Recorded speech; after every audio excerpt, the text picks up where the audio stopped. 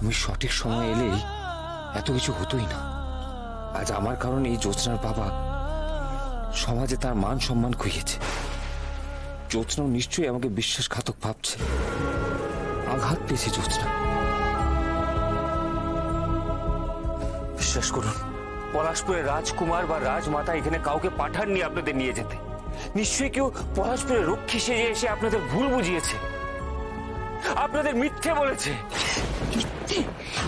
যারা শুধুমাত্র আমাদের পরিবারকে পলাশপুরে নিয়ে যেতে এসেছিল তারা পলাশপুরে কেউ হতে পারে না, সেটা নিশ্চিত আমি।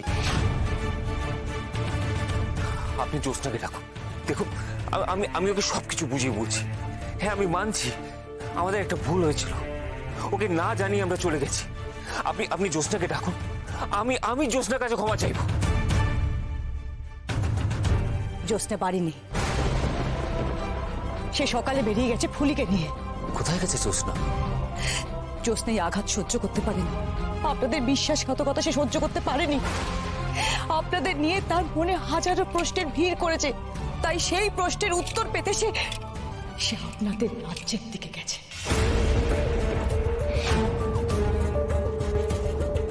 কি? জ্যোৎস্না পলাশপুরের দিকে গেছে আর আপনারা তাদের যেতে দিলেন? আটকালেন না একবারও? আটকানোর চেষ্টা করেছিলাম, কিন্তু নিজের বাবার এরকম অবস্থা দেখে সে নিজেকে সামলাতে পারেনি, তাই রাজকুমার আর আপনার সঙ্গে দেখা করবার জন্য জেদ ধরলো।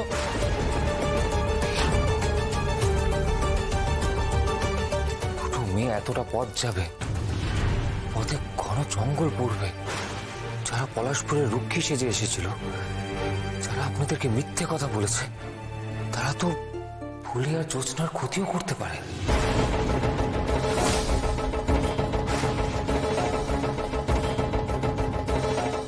জ্যোৎস্না, জ্যোৎস্না, জ্যোৎস্না কোথায়? তুমি শান্ত,